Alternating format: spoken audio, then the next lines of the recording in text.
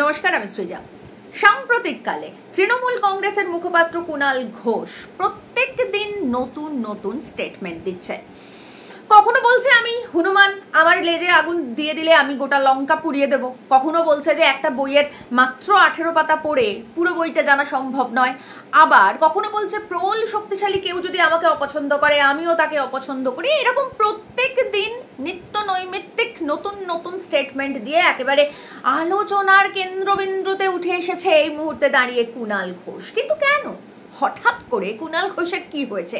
প্রত্যেক দিন এরকম নতুন নতুন বার্তা কেনই বা দিচ্ছে আর কাকেই বা দিচ্ছে? আর এটাই হচ্ছে প্রশ্ন, কেন দিচ্ছে এবং কাকে দিচ্ছে। এই দুটো নিয়ে বুঝতে গেলে একটুখানি তৃণমূল কংগ্রেসের অন্দরের যে রাজনীতি সেটা নিয়ে আলোচনা করতে হবে। আসুন সেটা নিয়ে একটুখানি কথা বলি।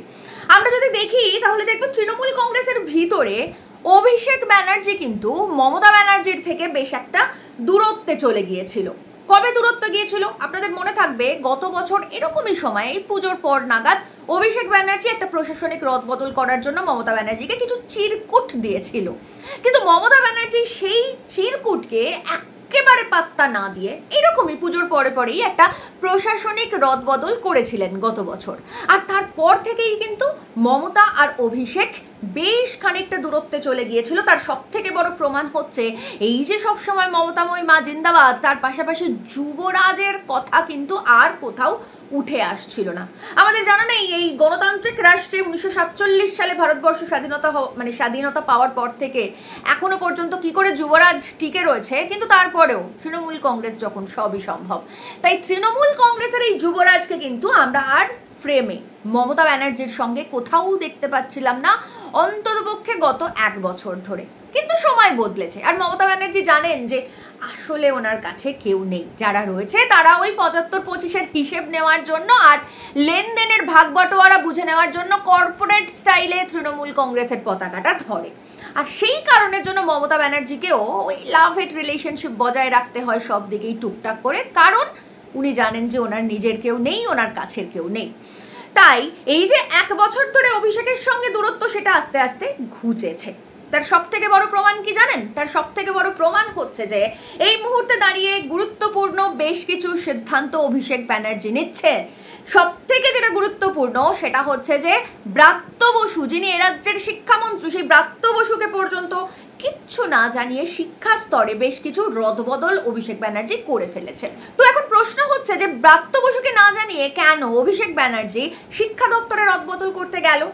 কারণ অভিষেক ব্যানার্জির কাছের লবি বলে যারা এতদিন পরিচিত ছিল, এই যেমন ব্রাত্য বসু, অরূপ বিশ্বাস থেকে শুরু করে কুণাল ঘোষরা, তারা কিন্তু যে কদিন মমতা ব্যানার্জির সঙ্গে অভিষেক ব্যানার্জির যে দূরত্ব ছিল সেই কদিন অভিষেক ব্যানার্জিকে জাস্ট পাত্তা দেয়নি। আর সেটারই এই মুহূর্তে দাঁড়িয়ে রিভেঞ্জ নেওয়া শুরু করেছে অভিষেক ব্যানার্জি। এখন এই রিভেঞ্জ কদ্দূর কি গড়াবে আমাদের জানা নেই, কিন্তু ইতিমধ্যেই ব্রাত্য বসু থেকে শুরু করে অরূপ বিশ্বাসরা কিন্তু একটা সাদা পতাকা ওড়াতে শুরু করেছে। অর্থাৎ আবারও অভিষেক আর মমতা দুদিকে ব্যালেন্স করে চলতে শুরু করেছে তৃণমূল কংগ্রেসের মন্ত্রী শান্তিরা যা করে আর কি। কিন্তু কুণাল ঘোষ এদের মতন নয়। কুণাল ঘোষ একদম উল্টো।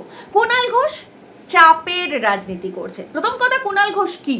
কুণাল ঘোষ না এমপি, না এমএলএ, না কাউন্সিলর, মানে দলের মধ্যে কুণালের সেভাবে কোনো স্টেক নেই, তাই দায়বদ্ধতাও কম। আর তাই চালিয়ে খেলতে কুণাল ঘোষ বরাবর যেমন পারে, ভালোবাসে, ঠিক একই রকম ভাবে চালিয়ে খেলা শুরু করেছে। আর সেই কারণের জন্য প্রত্যেক দিন এই নতুন নতুন স্টেটমেন্ট আমরা দেখতে পাচ্ছি। আর এই যে চালিয়ে খেলার রাজনীতি, এই চালিয়ে খেলার রাজনীতি কিন্তু কুণালের বরাবরের অভ্যেস। একটু মনে করে দেখুন, যে সময় কুণাল ঘোষ জেলে ছিল সেই সময় প্রতিদিন ওই যে প্রেজেন্ট ভ্যান চাপড়িয়ে কি বলতো না, সারদার সব থেকে বড় সুবিধাভোগী মমতা, সারদার সব থেকে বেশি টাকা গেছে কালীঘাটে। তো কুণাল কি জানতো না যে এই কথাগুলোর পরিপ্রেক্ষিতে কি হতে চলেছে, কি হতে পারে? জানতো। খুব বড় রাজনীতিবিদ কুণাল ঘোষ, কিন্তু তারপরেও বলতো। কেন? কারণ শান্তি পতাকা ওড়াতে কুণাল ঘোষ শেখেনি, আর শান্তি পতাকা ওড়ানোর মতন তৃণমূল কংগ্রেসে কোনো স্টেকও কুণালের নেই।